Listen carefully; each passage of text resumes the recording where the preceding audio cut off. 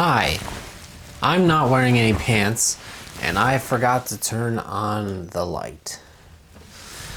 And also, this is Chilling in the Nightmare. Today's episode is called, or it's not called, but it's about the pros and cons of living dangerously. Danger zone! Right? Fucking, man, do people really know about living dangerously? I don't know. But I will tell you who knows about living dangerously, and it's truck drivers, right? And that's why people who know about truck drivers, they give them respect. And then people who do not know about truck drivers, they just say, why are these people always screwing up the roads all the time? But you know, from our perspective, it's you who's screwing up the roads. You're just too dumb to understand what you're doing. Cause and effect, brah, that's driving, right? Living dangerously. I don't know. I can't talk about anybody other than truck drivers because that's who I am and it's what I do. But there's something noble about the concept of living dangerously, because if you remember from like 150 years ago, everybody on Earth used to live dangerously, like Austin Powers. I also like to live dangerously. Danger is my middle name. Or Steve Irwin, danger, danger, danger. Right? But that's how it used to be for people, dude. When you were like getting cabin fever out on the little house on the prairie, like that was normal. Right? And like everybody, they didn't have a cure for what ails you. You just died from it. And you were down in a mine with a fucking pickaxe, chipping away at the coal and hoping the thing doesn't fucking collapse. Can you imagine that shit? Being trapped in a fucking mine all day, every day with a pick, hoping the fucking thing doesn't collapse on you. But I actually can't imagine that, because that's kind of how it is for me, because I'm out in that tractor trailer all the time and I'm just hoping it doesn't collapse. Well, you know what I'm saying? Like, I'm hoping it doesn't crash. So, all right, so you're driving a tractor trailer. What you're most afraid of is your steer tire blowing out, right? I had a dude whose steer, I can talk. I know how to say words, brah, you know? So I had a dude whose fucking steer tire exploded right next to my face.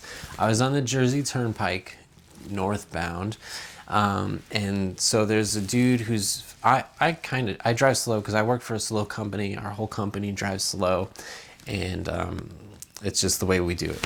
So I was driving slow. There's this dude blowing by me, right? And he's got two dudes behind him too. And I know those three motherfuckers that are all trying to figure out their own bullshit, right? This dude is flying past me, and I'm just going along, and I hear some shit like a fucking machine gun going off in my ear, like da da da da da da.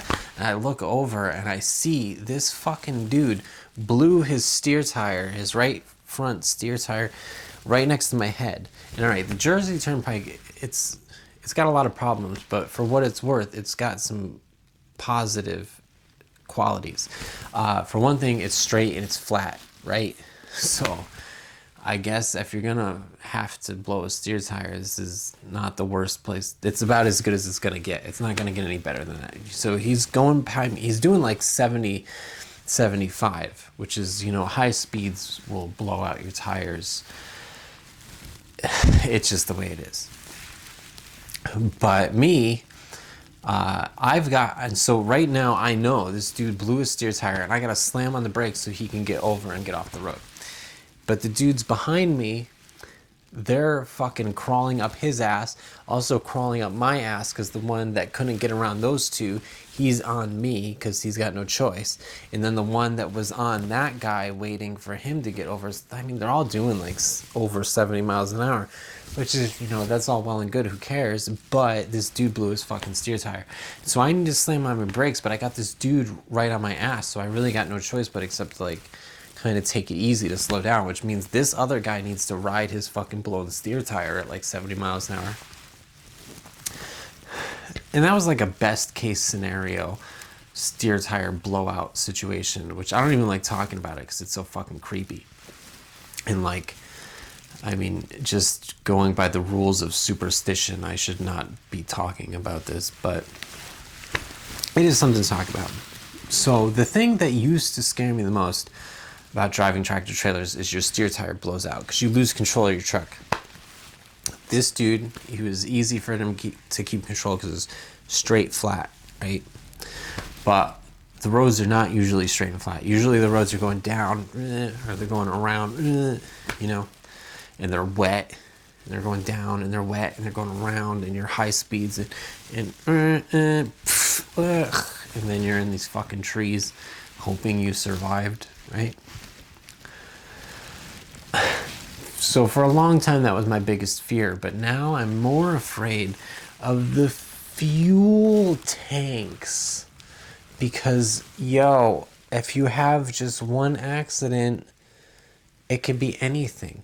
Just a fucking fender bender. Like a motherfucker, a four-wheeler smashes into your fuel tank and poof, you go up in a ball of flames.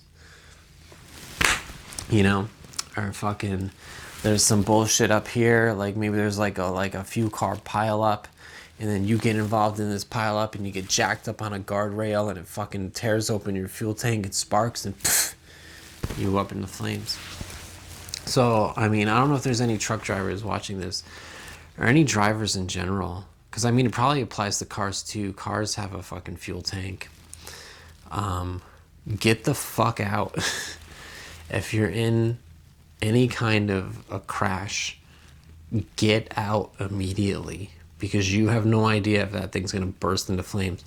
With these tractor trailers, we're sitting on, you know, about 100 gallons of diesel because you probably burned up 20, you know, and you got another 20 to burn up before you're going to go get some more.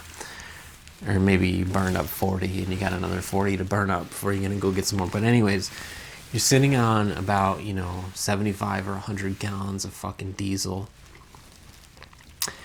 And that's what happens to these trucks. They get into these, they get twisted up the wrong way. They just smash onto something. The fuel tanks are right on the fucking side.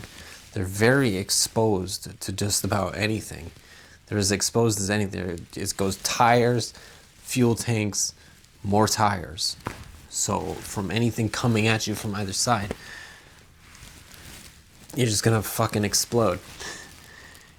And it sucks, you know? But that's what living dangerously is all about. What are the pros and cons of doing this? The fucking pros is, you know, they pay us to do this.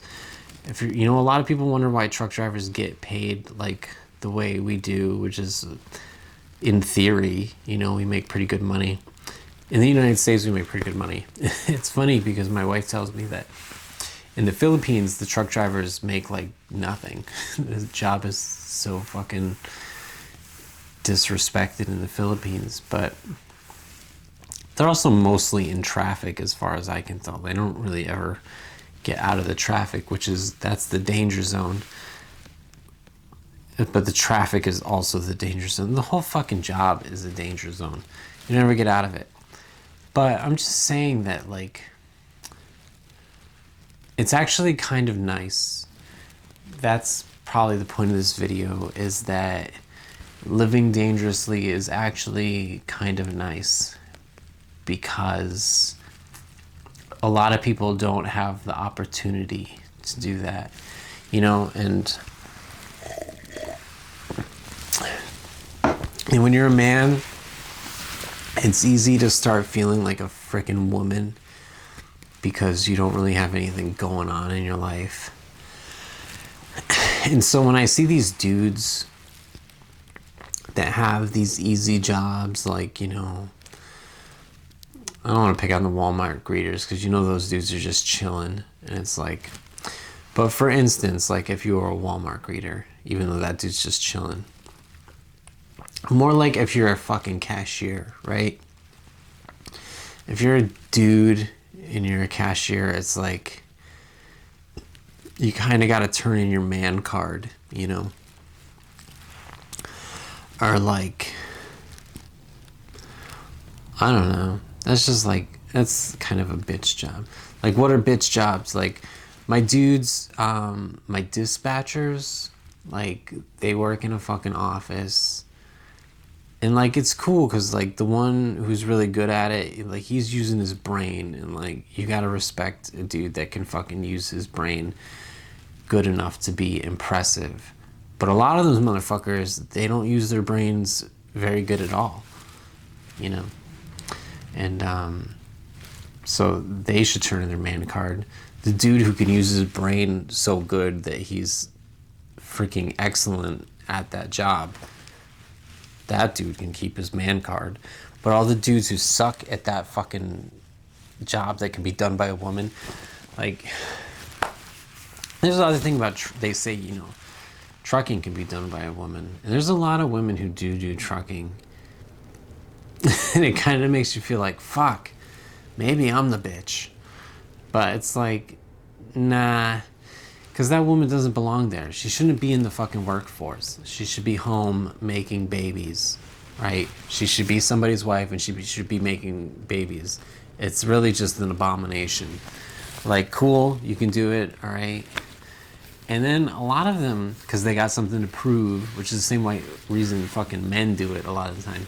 They get these really tough jobs where they're fucking hauling heavy loads and they gotta fucking tarp down, strap down, fucking chain down, fucking these heavy loads. Or they gotta haul them through the fucking like icy tundra and all kinds of crazy shit. Because they got something to prove, just like the fucking men. It's weird, you know, it's weird. It's weird when men have something to prove, but it's really weird when women have something to prove. Because they shouldn't. But maybe the woman is easier to explain, because she should obviously be home having fucking babies. You know? Motherhood, that's living dangerously, you know? It's dangerous to make a baby. And it's the most important thing in this world. There's nothing more important than motherhood.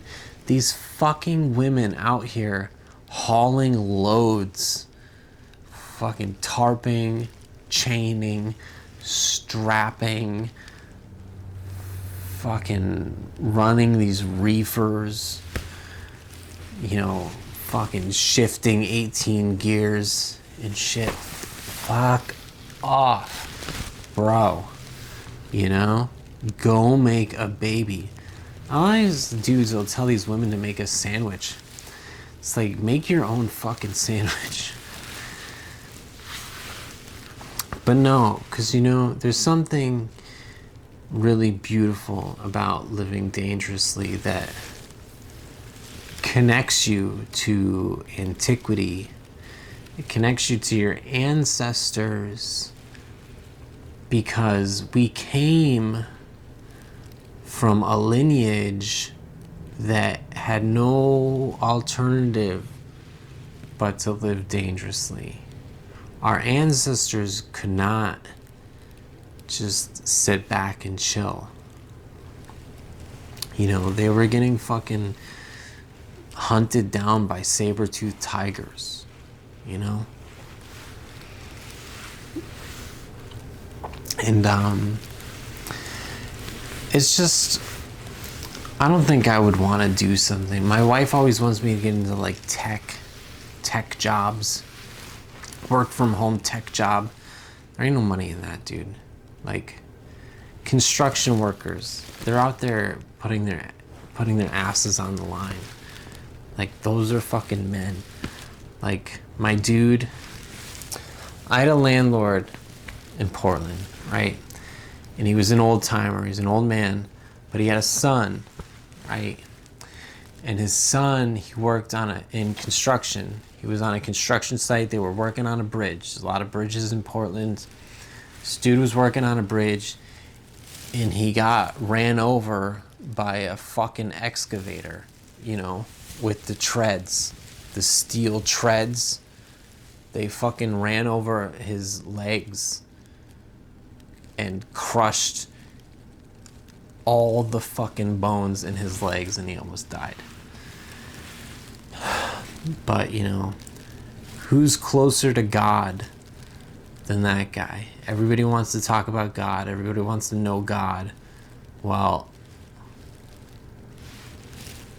you know, you see the connection I'm trying to make there. I can't think of anybody who got closer to God than my landlord's son getting fucking run over by the steel treads of an excavator. It sounded like they were on a bridge. He just had no way to get away from it, you know.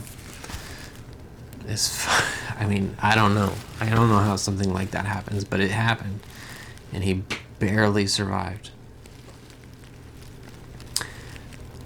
But I bet he knows God. I didn't really get to talk to him.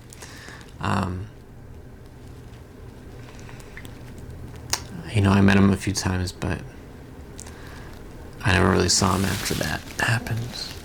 But I know what happened, and I was stalking his sister's social media, so I was kind of watching how he was doing, because I was stalking his sister, who was a tighty but wouldn't give me the time of day, so whatever.